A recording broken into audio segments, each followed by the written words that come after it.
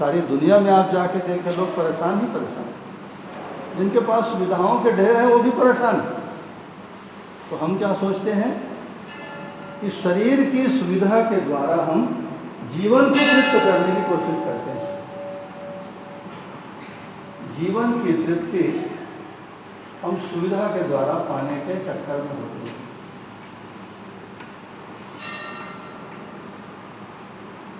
दो सब्जी से मन नहीं भरा, चलो 5 सब्जी बना। आज जो शादियां होती हैं ना, आप अच्छे घर की शादी में जाएंगे तो 70-80 प्रकार के आइटम बनते हैं खाने के।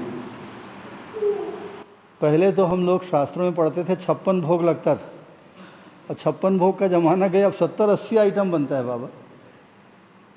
अच्छा, आप गए होंगे शादी में, खा के देखिए, इतना इतना इतना इतना चख के देखिए, 2-4 चीज़ खाएंगे पेट भर जाता है। बल्कि मुझको बहुत ताज्जुब हुआ, ऐसी जगहों पर जाने का मौका मिला। आदमी को सच्चाई को पकड़ने की कोशिश करनी चाहिए, चाहे दुखद प्रसंग हो सुखद प्रसंग हो। मित्र लोग पकड़ के ले गए, चलो चलो, कैसे नहीं जाओगे, चल भैया। अब मित्रों को क्या बोलोगे आप, नहीं तो बोल नहीं सकते।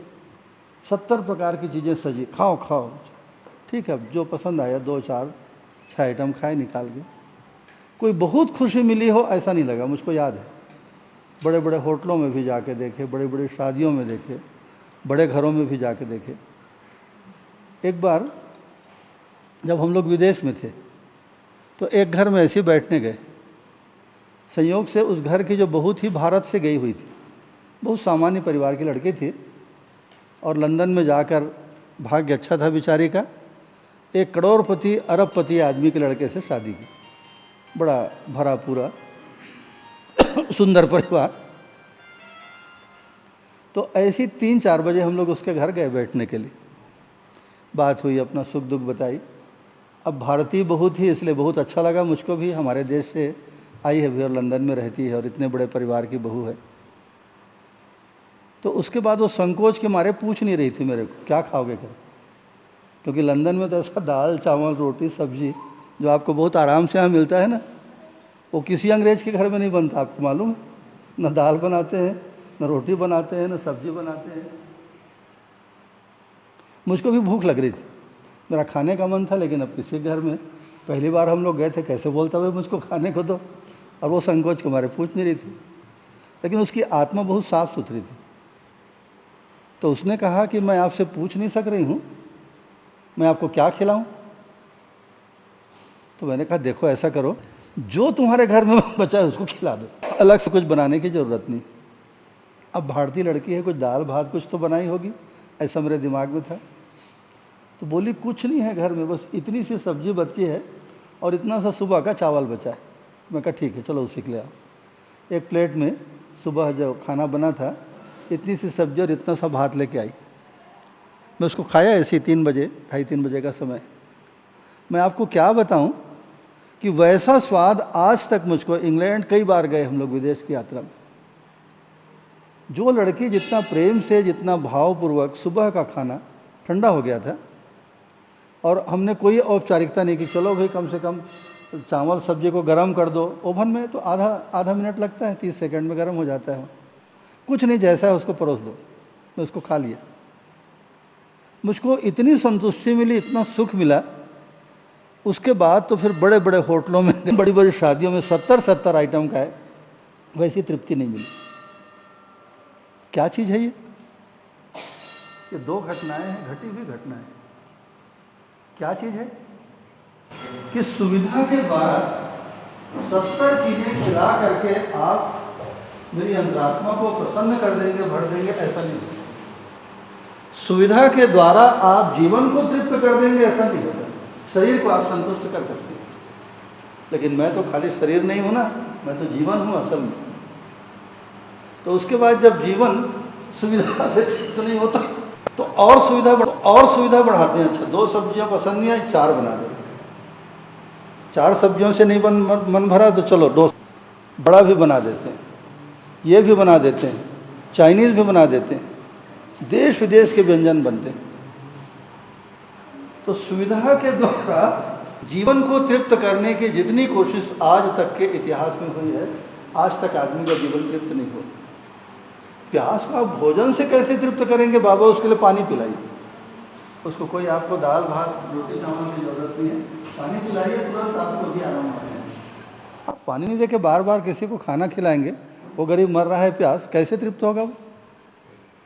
यही गलती आज तक हम अपनी ज़िंदगी में करते रहे।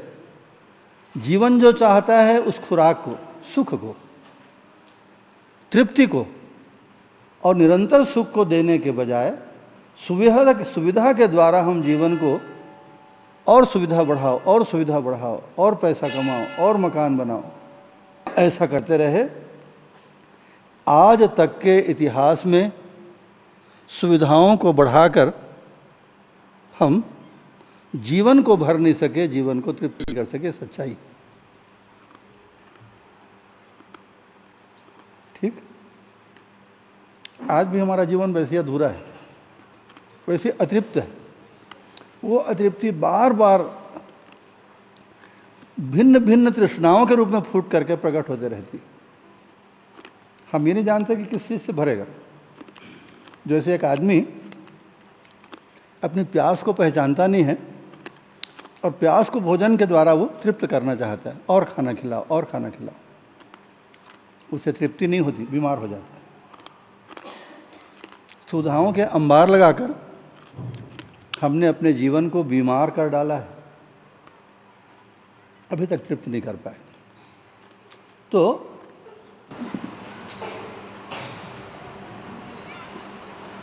ये मनुष्य के बारे में बात है। चारों तरफ निगाह घुमाइए, आप और क्या देखते हैं? आप तो हैं, उसमें कोई शंका नहीं है। और क्या देखते हैं बताइए?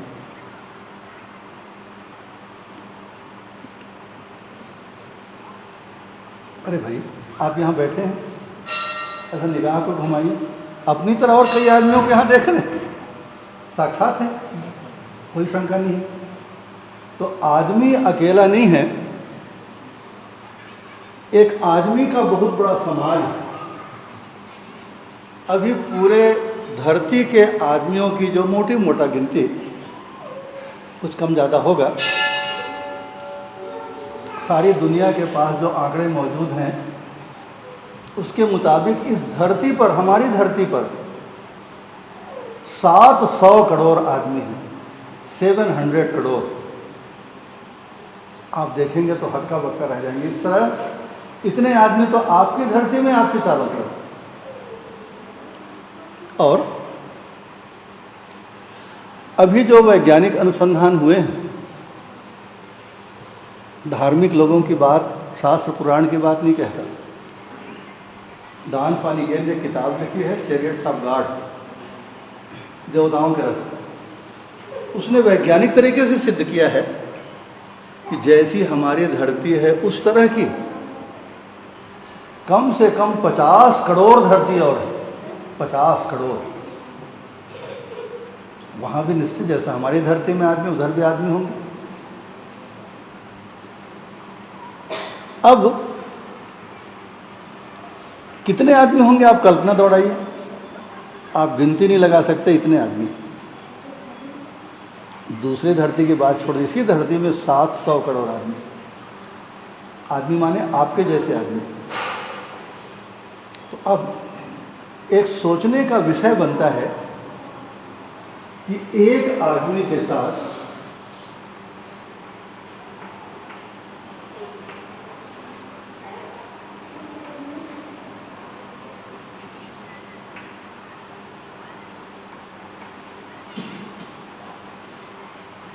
आप दोनों अगल बगल में बैठे हुए हैं, उसके बगल में तीसरा आदमी, उसके बगल में चौथा आदमी।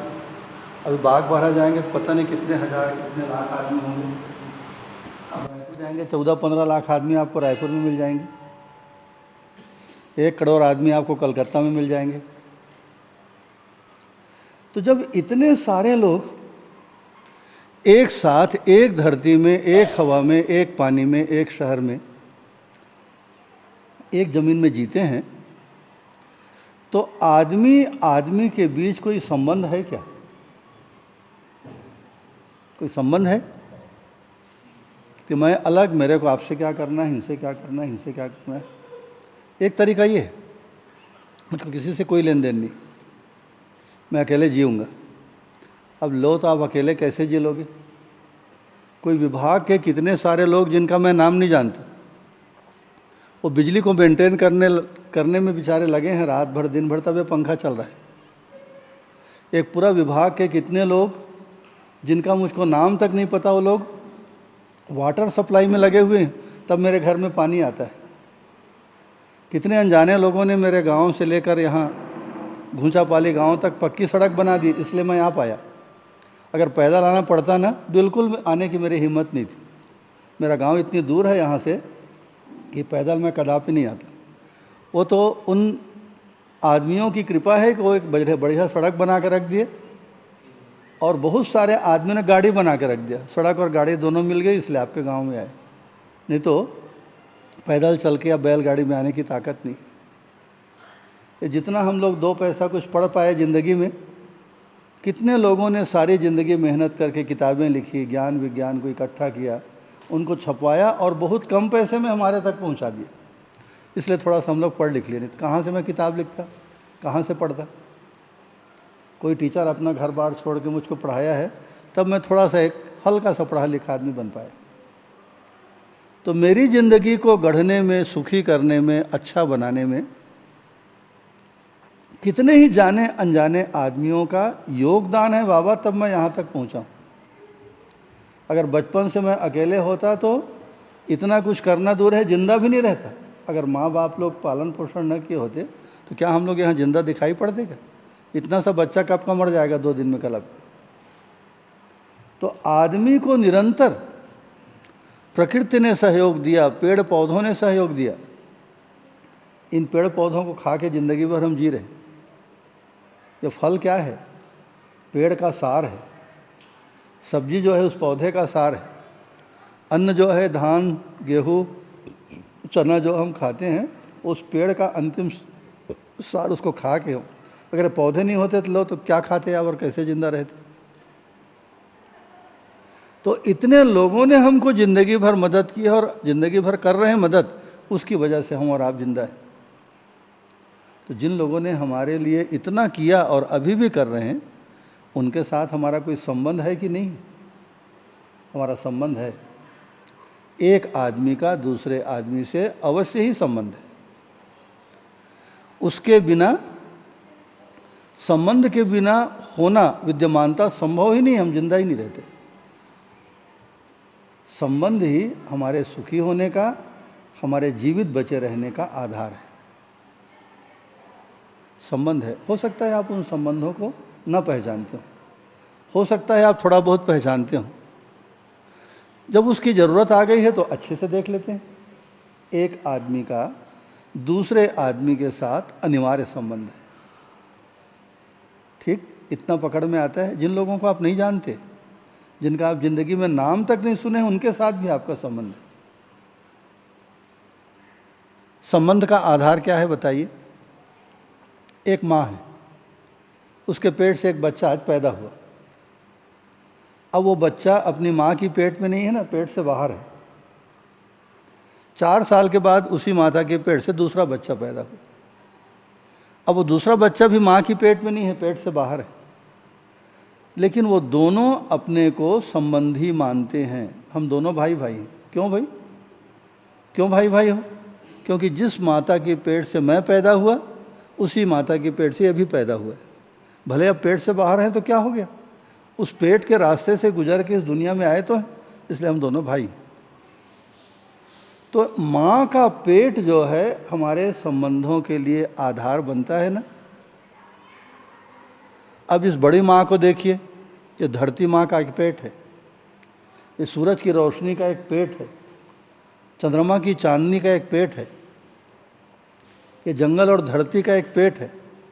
इसी में हम सब एक साथ जीते हैं। आप चाहें तो भी इस धरती से बाहर नहीं जा सकते, इस हवा के समुद्र से बाहर नहीं जा सकते, ये पेड़ पौधों की दुनिया से आप बाहर नहीं जा सकते।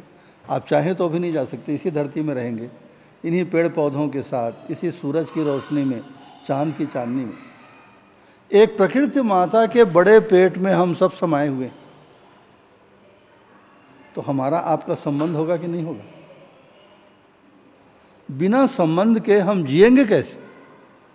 और उससे बड़ी बात है कि सुखपूर्वक कैसे जिएंगे। तो पहला जो संबंध है,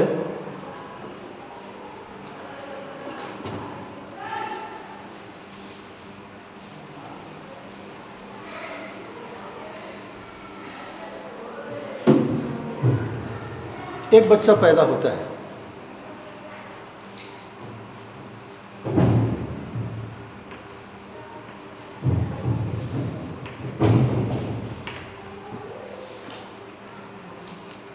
बच्चा को पैदा होते ही माँ चाहिए। एक मनुष्य माँ के रूप में, माँ उसको दूध पिलाती है, माँ उसको प्यार देती है, माँ बच्चे को कुछ सिखाती है। ये सिखाना भी फीडिंग है। जैसे दूध पिलाते हैं बच्चे को, भरते हैं, उसका पेट भरते हैं, वैसे ही बच्चे के दिमाग में भी माँ बाप लोग कुछ भरते हैं। अगर माँ ना हो और माँ जैसी कोई महिला उस बच्चे की ज़िंदगी में ना हो तो बच्चा बेचारा कितने दिन जिएगा? छोटा सा बच्चा, कौन उसकी देखभाल करेगा? तो माँ अपने बच्चे को दूध भी पिलाती है, प्यार भी करती है। ये क्या है? माँ का अपने बच्चे को दूध पिलाना, प्यार करना, ये क्या चीज़ है?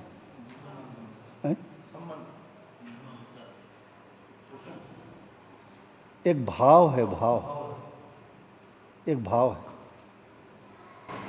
माँ जब अपने बच्चे को प्यार करती है, माँ अपने बच्चे को दूध पिलाती है, माँ अपने बच्चे को 24 घंटा गोद में लिए लिए घूमती है, क्या है? एक भाव है। उसी भाव को हमने नाम दे दिया है कि ममता। तो ममता हमारा दिया हुआ नाम है।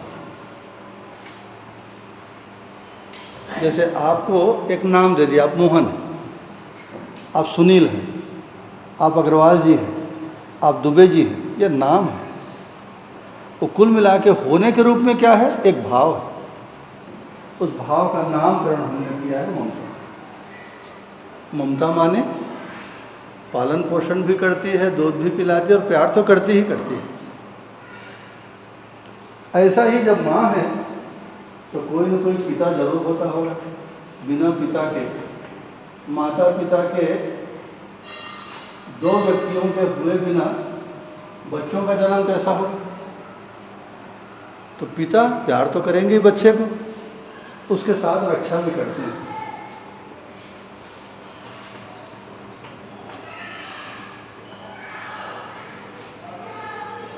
पिता अपने बच्चे को प्यार भी करते हैं और पिता अपने बच्चे की रक्षा भी। बीमार हो गया, दौड़ के जा भैया डॉक्टर बुला, पैसा कर, अस्पताल में भर्ती कर। दुनिया भर के छोटे बच्चों की कितनी रक्षा करनी पड़ती है। जिनके घर में बच्चे हैं, लोग घंटा भर अपने बच्चे को खाली नहीं छोड़ते बाबा, दिन भर बच्चों के पीछे पीछे दौड़ते। बच्चा कहाँ चल देगा, कहाँ कूद जाएगा, कहाँ निकल जाएगा। तो रक्षा करना और प्यार करना, ये दो जो स्थितियां हैं, यह जो भाव है, उसको एक नामकरण है।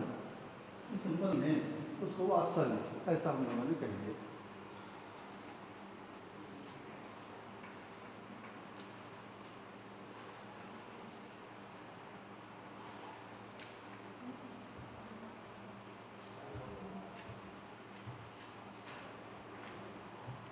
अब उसी माँ के पेट से और एक दो बच्चे पैदा हुए, तो उन रिश्तों को हमने नाम दे दिया मेरे भाई बहन।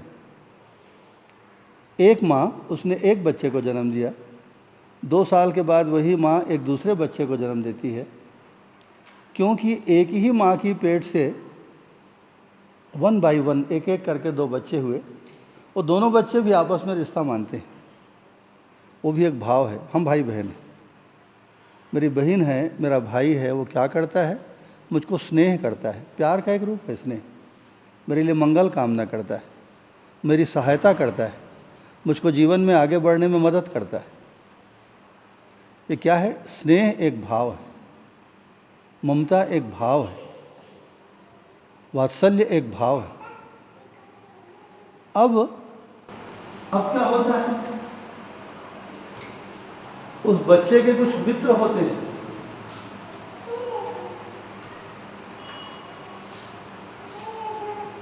बच्चों के छोटे छोटे बच्चे आपस में साथ में बैठते हैं, खेलते हैं, खाते हैं, घूमते हैं, पढ़ते हैं। ये क्या है? ये एक भाव है जिसको हमने नाम दे दिया, मित्रता कहते हैं। ठीक, अब थोड़ा सा आगे चलिए। ये मित्रता का आधार क्या है?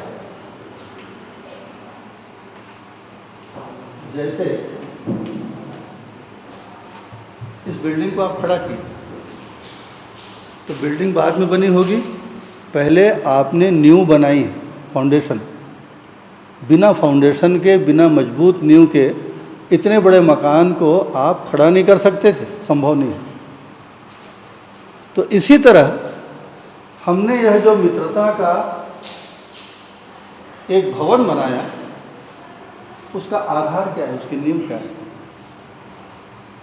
आज भी आपके मित्र होंगे, वो मित्रता किस आधार पर टिकी है, जिंदा है? विश्वास।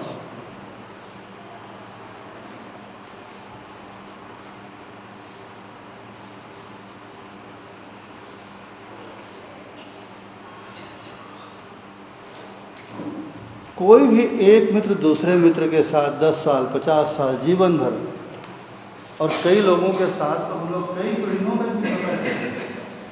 मेरे पिताजी मित्र थे, उसके पहले मेरे बाबा लोग उस परिवार के मित्र थे। मेरे पिताजी, मैं भी अब उन परिवार के बच्चों के साथ मित्रता का भाव रखता हूँ। ये मित्रता के भाव का आधार क्या है? विश्वास है, एक दूसरे के ऊपर भरोसा है। जिस दिन विश्वास टूट जाएगा, मित्रता खत्म हो जाएगी। अब एक देखिए, एक बहुत मजे की बात, ये संबंधों में मोटे तौर से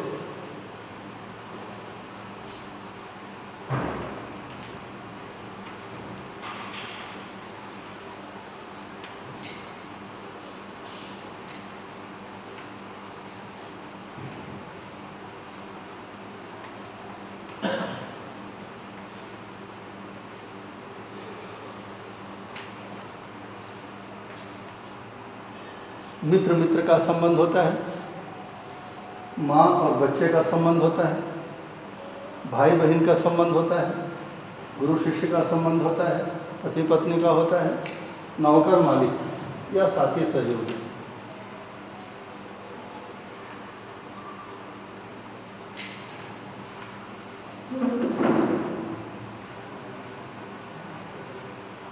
ये संबंध है। नौकर कहिए, सहयोगी कहिए, बेचारे ज़िंदगी भर हमारे खेत में, धंधे में हमको मदद करते हैं, काम करते हैं। काम तो वही लोग करते हैं, हम लोग तो घर में बैठे रहते हैं। हम लोग खेत में काम करने थोड़ी जाते हैं, हम लोग तो घर में रहते भी नहीं। हम लोग मज़े से यहाँ घूम रहे हैं, और एक आदमी कई पीढ़ियों से मेरे खेत में काम कर रहा है, इसलिए मुझको साल भर कुछ अनाज जो है खाने को मिल जाता है। अगर मुझको खेत में काम करना पड़ता इस तरह, तो क्या मैं यहाँ पर आ पाता, आपसे मिल पाता, थोड़ी बहुत पढ़ाई लिखाई हुई, पढ़ाई लिखाई मैं कर पाता? वो उनकी मेहरबानी है कि वो ज़िंदगी भर कमा कमा के मुझको खिला रहे हैं। इसलिए मैं आराम से आपके गांव में आ गया, बातचीत कर लिया, रह गया, थोड़ी बहुत पढ़ाई लिखाई बाहर जाके कर लिया। नहीं तो मुझको अगर खेत में सुबह से शाम तक खटना पड़ता तो ये सारे काम बिल्कुल नहीं हो पाते इस ज़िंदगी में। तो नौकर कहिए, सहयोगी कहिए, मालिक कहिए, ये भी एक संबंध है। और ऐसी एक संबंध राजा और प्रजा का होता है। जो भी हमारा राजा है, शासक है, हम लोग क्या है, जनता हैं हम, राजा और प्रजा का भी संबंध होता है। All this things are called संबंध, इनको हम संबंध कहते हैं। गुरु शिष्य, नौकर मालिक, पति पत्नी, भाई बहन, माँ पिता और बच्चा, ये आपस के संबंध। ठीक, इतना क्लियर हुआ। अब एक चीज़ देखिए जो बहुत मज़ेदार है और सबसे ज़्यादा ज़रूरी, कि आपको यहाँ यह सत्संग भवन बनाना था, तो सबसे पहले किस चीज़ की ज़रूरत पड़ी? बनाइए, बहुत अच्छी बात है, यू हैव डन वेल। आपने बहुत पुण्य का काम किया है, लेकिन सबसे पहली ज़रूरत क्या पड़ी? ज़मीन की बाबा, ज़मीन की। बिना ज़मीन के आप ये मकान को कैसा बनाते? आपके मंदिर आपने बनाया, सबसे पहले आपको क्या ज़रूरत थी? ज़मीन। आप यहाँ पे धान की खेती कर रहे हैं, गांव के लोग, खेती के लिए सबसे पहले ज़रूरत क्या है? ज़मीन। दुकान बनाएंगे, सबसे पहले ज़मीन चाहिए। दुकान बनाएंगे, मंदिर बनाएंगे, सत्संग भवन बनाएंगे, सिनेमा हॉल बनाएंगे, जो कुछ भी निर्माण कार्य करेंगे, हवा में तो नहीं बना सकते, सबसे पहले ज़मीन चाहिए। ठीक इसी तरह से ये संबंधों के महल हम जब बनाते हैं, माँ और बच्चे के बीच, मित्र मित्र के बीच, भाई बहन के बीच, गुरु शिष्य, पति पत्नी, नौकर मालिक, राजा प्रजा,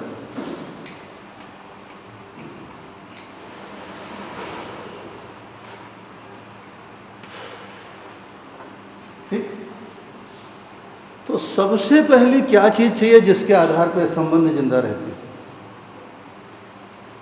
जो सभी संबंधों के लिए अनिवार्य है, उसके बिना संबंध जो है जिंदा नहीं रहेगा। ऐसी क्या चीज़? विश्वास। राजा के ऊपर प्रजा विश्वास न करे तो राजा आउट हो जाता है। भाई बहन अगर आपस में भरोसा न करें तो रिश्ते टूट जाते हैं। गुरु शिष्य के पास आपस में विश्वास ना हो, गुरु के ऊपर अगर हमको भरोसा ना हो, हम उसको छोड़ के भाग जाते हैं।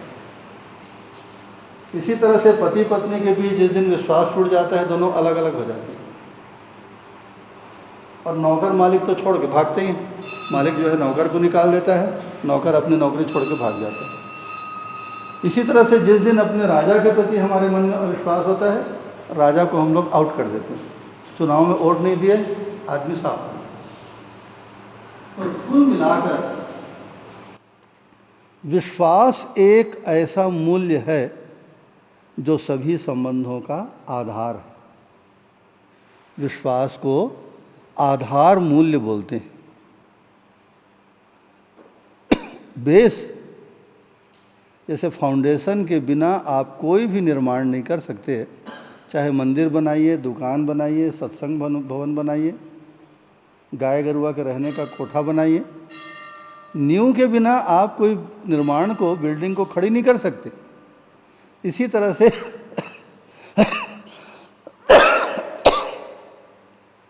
विश्वास रूपी आधार मूल्य के बिना हम किसी भी संबंध के भवन नहीं बना सकते। विश्वास गया माने बिल्डिंग धसक जाएगी, ऐसा होता है। ये विश्वास क्या है? विश्वास क्या चीज है?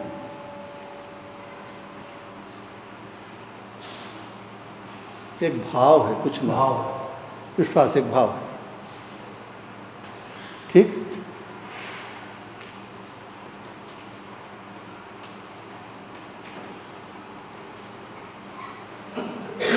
विश्वास एक भाव है।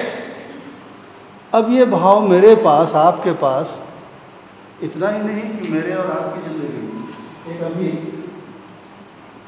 गाय जो है चर के घर लौटेगी, अब शाम हो रही। अब उसके बाद जब अपने बछड़े को देखेगी तो क्या हालत? बछड़ा जो है पागलों की तरह दौड़कर अपनी माँ के पास आता है। वो क्या चीज़ है? भाव। एक गाय और बछड़ों को देखिए। एक चिड़िया अभी लौट के आती होगी अपने घोंसले में, छोटे छोटे बच्चे इंतजार करते होंगे, तो अपने इतनी सी चोंच है चिड़िया की, उसमें 4 दाना को ऐसा दबा के लाती है, और छोटा सा बच्चा ऐसा मुंह फाड़े ऐसा देखते रहता है, मुंह खोल के। उसमें 2-3 दाना अपने बच्चे की पेट में डालती है, चोंच में डालती है। क्या है? भाव है। पशु में, पक्षी में, जीव में, जानवर में, आदमी में यह भावमयता कहाँ से आ गई बताइए? ये कहीं से आई होगी, तब तो भाव हमको दिखाई पड़ता है कि अपने आप पैदा हो गया, कि कोई चमत्कार जादू हो गया। कहाँ से आ गया भाव? कि पूरी सृष्टि जो है, हम लोग एक बात जिसको रोज रोज हम लोग दोहरा रहे हैं,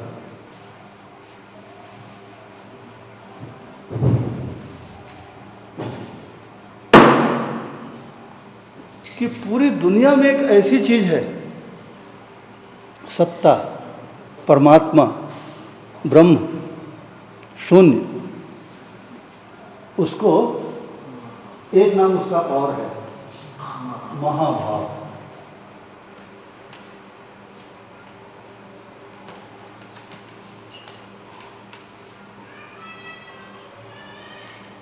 महाभाव माने भाव का समुद्र, जिसको हम पूर्णता कहते हैं, जिसको हम ऊर्जा कहते हैं, जिसको हम ब्रह्म, ईश्वर, परमात्मा ऐसा कहते हैं, जिसको हम वैज्ञानिक तरीके से सत्ता कहते हैं, उसका एक नाम क्या है? महाभाव, उसका एक नाम। अब क्या हुआ? हम आप सभी उस महाभाव में डूबे हैं, भीगे हैं, गिरे हैं। अब 24 घंटा आप चाशनी में बालूशाही को, बूंदी को डुबा कर रखेंगे तो क्या होगा? जो चाशनी का, शक्कर का जो गुणधर्म है वो बूंदी में, बालूशाही में आ जाएगा, उसका तो मीठा मीठा लगेगा। निरंतर इस महाभाव में डूबे होने के कारण हमारी आपकी ज़िंदगी में भावमयता आ गई, भाव ऊपर से नीचे तक भर गया। हर आदमी में, यहाँ तक कि पशु पक्षी में भी देखने को मिलता है। आदमी में तो दिखता ही दिखता है, पशु पक्षी में भी दिखता है। उस भाव को अलग अलग तरीके से, अलग अलग संबंधों में जब हम प्रस्तुत करते हैं तो उसका नामकरण अलग हो गया। जैसे एक कुछ नहीं है, कपड़ा है सादा, उसको मैं ऐसा बना के पहन लिया तो इसका एक नाम दे दिया, कुर्ता है। अब इसी कपड़े को काट के एक लड़की ने अपना छोटा सा बना लिया कुर्ती, उसको ब्लाउज कह दिया। उसी को आपने कटवा के ऐसा बनवा लिया, इसको बुश शर्ट कह दी। इसी को एक आदमी ने ऐसा बनवा लिया, पैजामा कह दी।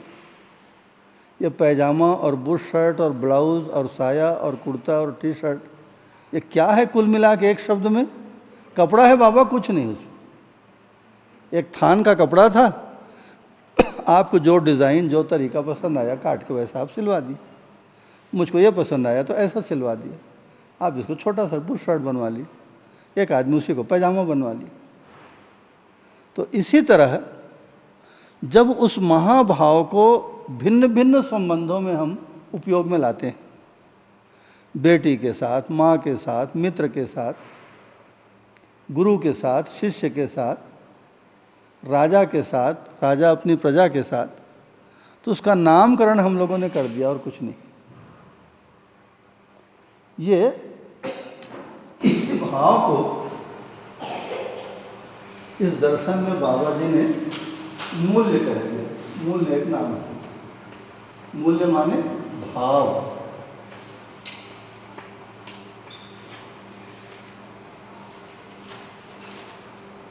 ठीक, इतनी बात पकड़ में आती है। मूल्य माने भाव, भाव को ही मूल्य कहते हैं। इस भाव के बिना जिंदगी चलेगी क्या, बताइए? इस भाव के बिना यह संबंध चलेगा क्या?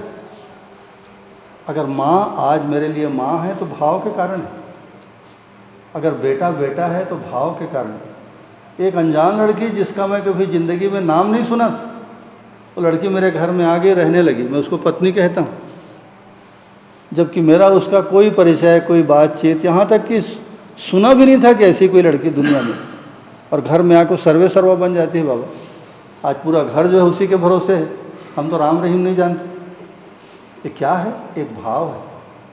अब उस भाव का ऐसा चक्कर है, कोई बेचारी ज़िंदगी भर निभाती है, मेरा घर है बोलती है, ये बच्चे पैदा हुए मेरे बच्चे हैं, ये घर मेरा है, ये पति मेरा है। अब वो मर जाएगी लेकिन न घर को छोड़ती है, न अपने इन संबंधों के, कर्तव्यों के निर्वाह को छोड़ती है। भाव में कितनी बड़ी ताकत है, आप देख रहे हैं। और ठीक करिए जहाँ से गाड़ी अपन शुरू किए थे। भाव ही हमारे जीवन का केंद्र है। जैसे एक बच्चा आपके घर में पैदा हुआ, आपकी पत्नी के पेट से, तो मेरी पत्नी के पेट से पैदा हुआ बच्चा, ऐसा आप बोलते हैं क्या? आप बोलते हैं मेरा बेटा, ऐसा बोलते हैं। मेरी पत्नी के पेट से पैदा हुआ बच्चा है, ऐसा किसी को परिचय आपने दिया? मेरा बेटा, ऐसा बोलती। ये क्या चीज है? अब एक बार उस बच्चे के लिए आपके मन में जो स्वीकृति हो गई भाव की, मेरा बेटा है, अब उसके बाद तुरंत क्या होगा आपके दिमाग में, बताइए। जब एक बार आपने, माने आपके जीवन ने, क्योंकि आपका वास्तविक स्वरूप आपका जीवन है। शरीर बेचारा क्या स्वीकारेगा? शरीर तो कुछ जानता नहीं, शरीर को इन भाव से कुछ लेन देन नहीं। उसको खाना चाहिए, कपड़ा चाहिए, सुविधा चाहिए, बस। वो चाहे राजा का शरीर हो, चाहे गरीब का शरीर हो, चाहे ज्ञानी का हो, चाहे अज्ञानी का हो, उसको इस चक्कर से कोई मतलब नहीं। उसको अपनी ज़रूरतें पूरी करने से मतलब है। तो आपका जो जीवन है, जो आपका वास्तविक स्वरूप है, उसने एक बार इस बच्चे को, इस लड़की को पत्नी के रूप में स्वीकार लिया, इस बच्चे को अपने बेटे के रूप में स्वीकार लिया। उसका परिणाम क्या हुआ? तुरंत आपने सोचना शुरू कर दिया। क्या सोचते हैं आप? मेरा बेटा है, इसको अब पढ़ाना है, अब इसको लिखाना है, इसको बम्बई भेजना है, इसको अमेरिका में ले जाके पढ़ाऊँगा, इसके लिए इतने कपड़े लाने हैं, बीमार पड़ेगा तो फलाने अस्पताल में भर्ती करूँगा। ये इतने सारे विचार क्यों पैदा हुए आपके भीतर? उसकी जड़ में भाव है, मेरा बेटा, एक भाव है। तो भाव से विचारों का जन्म। जैसा आप विचार करेंगे वैसे काम करेंगे, जैसा काम करेंगे वैसा परिणाम आएगा। तो कुल मिलाकर हमारे सारे विचारों की जड़ हमारी भावना है। भावना ही केंद्र में है। भाव से विचार, विचार से कर्म, कर्म से परिणाम, ऐसा चलता है। अब अगर कोई परिणाम आता है, आपको पसंद हो ना पसंद हो, उस परिणाम को आप बदलना चाहते हैं तो कैसा, कहाँ से होगी बदलाहट?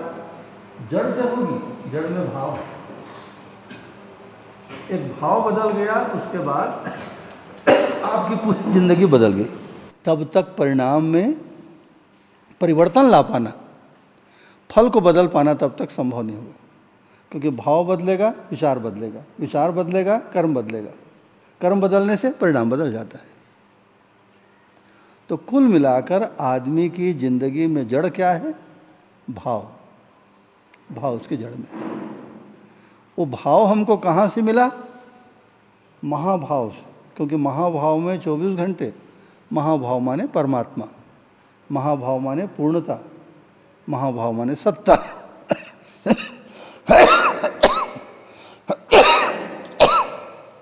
सत्ता में हम 24 घंटे डूबे हुए, भीगे हुए, घिरे हुए हैं। इसलिए वो भावमयता हमारे भीतर भी आ गई। भावमयता आने से विचारों की लहर शुरू हो गई। विचारों के मुताबिक हमने काम करना शुरू कर दिया। उस भाई जैसा आप काम करेंगे वैसा उसका परिणाम आना शुरू हो जाता है। तो आदमी के जीवन की जड़ में भाव है। तो पहला स्तर जो आदमी का हमने देखा, अभी भी देखते हैं, वो है शरीर, जो कि बिल्कुल एक अलग आइटम है। ये अलग बात है कि शरीर और जीवन साथ साथ होते हैं। तो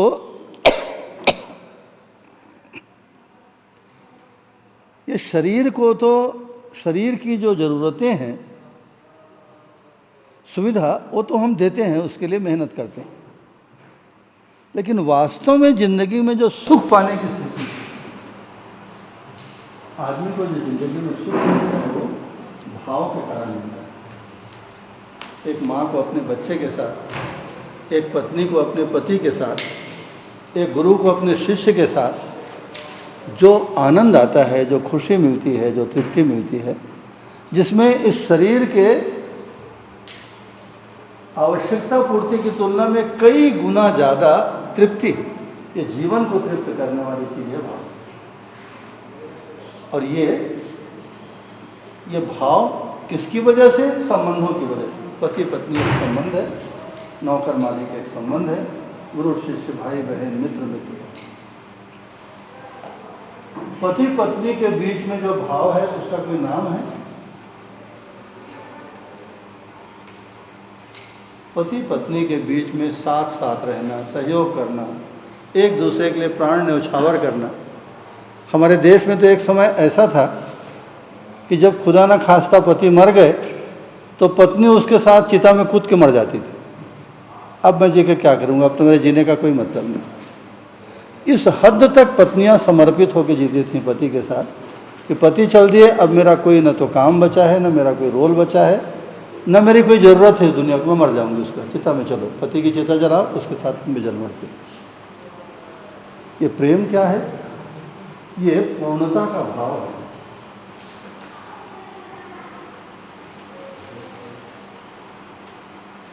इस भाव को हमने मूल्य कहा।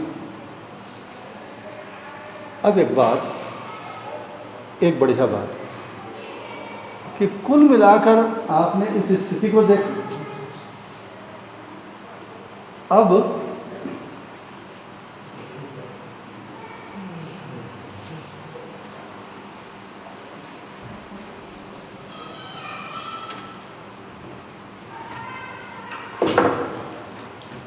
बस 2 मिनट और फिर आज की बात को विराम देंगे।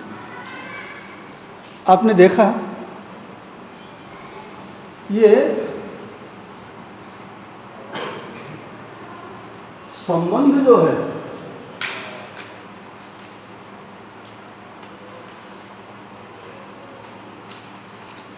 इसको परिभाषित करिए, क्या परिभाषा है, किस चीज़ को संबंध है?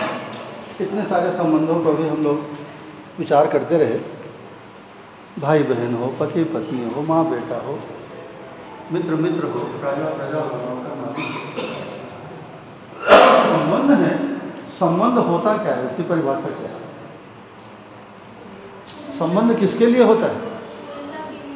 राइट, पूर्णता के लिए अनुबंध बराबर संबंध। अभी लिख लेते हैं।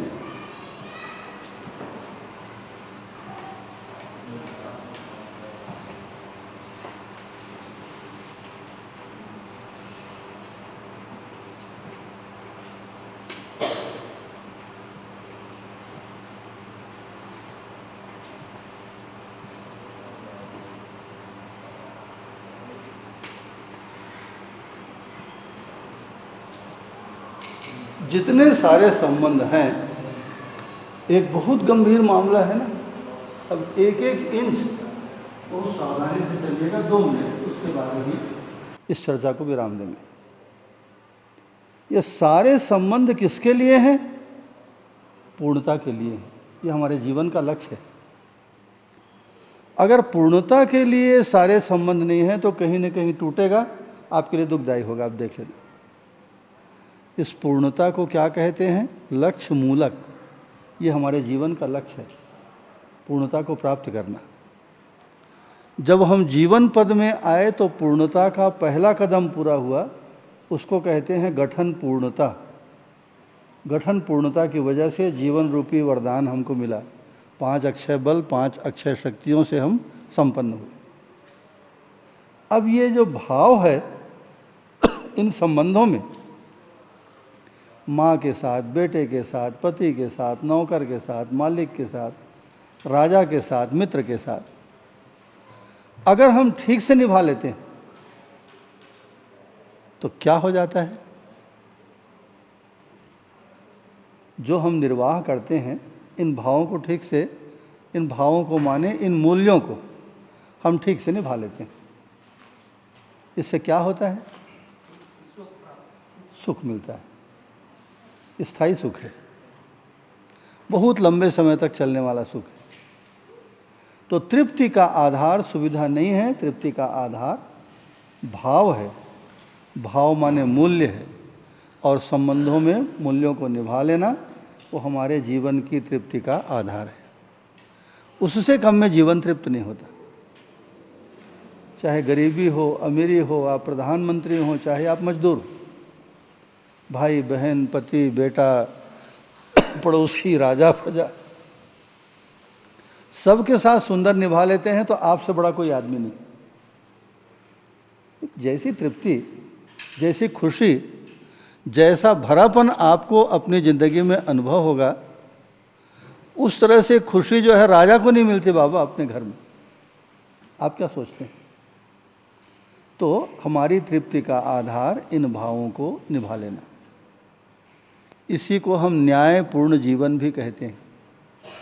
संबंधों में जो मूल्य हैं, क्या है? पति पत्नी के बाद के बीच में प्रेम नाम का एक मूल्य,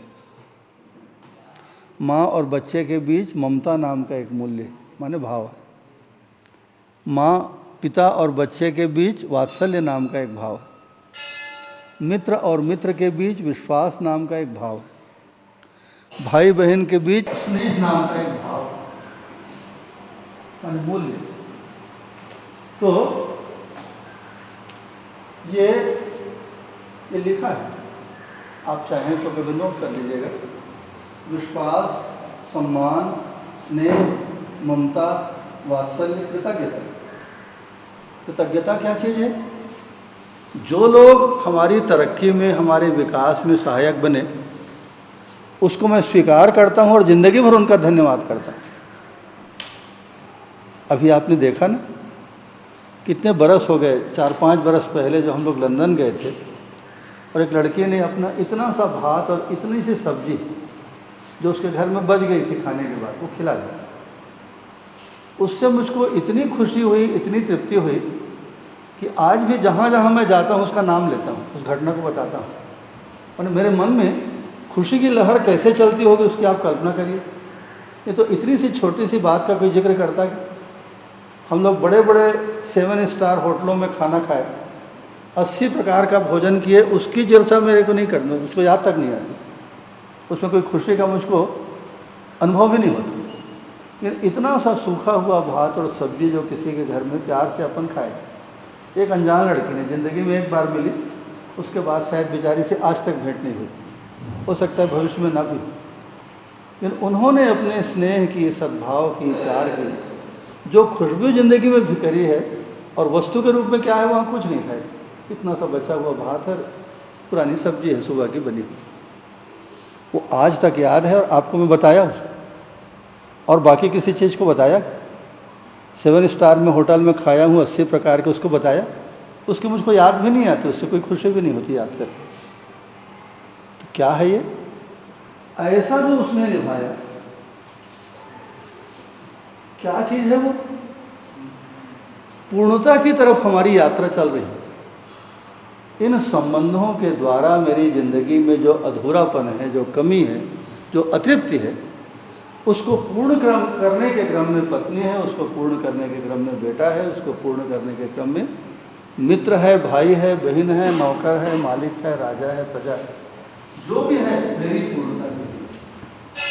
पूर्णता के लिए क्यों पूर्णता के पीछे मैं हाथ धो के पड़ा हुआ?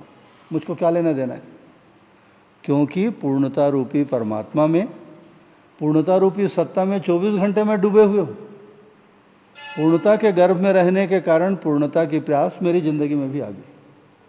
अब सारी ज़िंदगी और कितने जन्मों तक मैं पूर्णता के लिए दौड़ते रहूँगा। जब तक उस पूर्णता का अनुभव मुझको नहीं हो जाएगा, तब तक मेरे जीवन की ये दौड़ चलती रहेगी।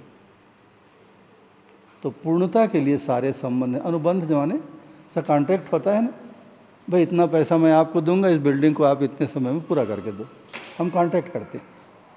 इसी तरह से हर संबंध क्या है? एक ठेका जैसा है कि भाई आप मेरी ज़िंदगी में जो कमी है उसको आप पूरा करेंगे, आपकी ज़िंदगी में जो कमी है उसको मैं शक्ति भर पूरा करने की कोशिश करूँगा।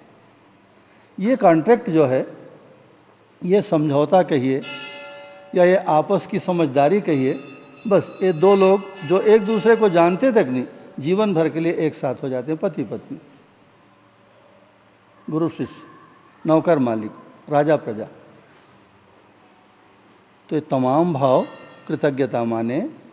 जो लोग हमारे विकास में सहायक हुए उसको मैं धन्यवाद पूर्वक स्वीकार करता हूँ, आज भी उनका नाम लेता हूँ, उसको स्वीकार करना एक कृतज्ञता है। गौरव माने मेरे गुरुजी इतने बड़े, उन्होंने मुझको गाइड किया, पढ़ाया, मेरी ज़िंदगी को ऊपर उठाने के लिए उन्होंने कोशिश की, मुझको सही रास्ते पे लगाया।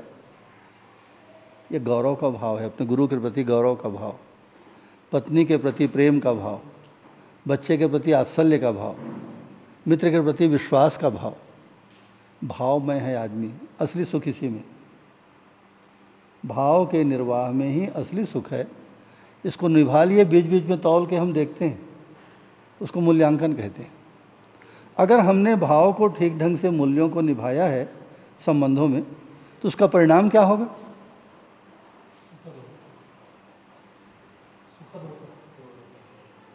उसका परिणाम दोनों पक्षों को तृप्ति होगी, मैं भी खुश और जिसके प्रति निभाया वो भी खुश।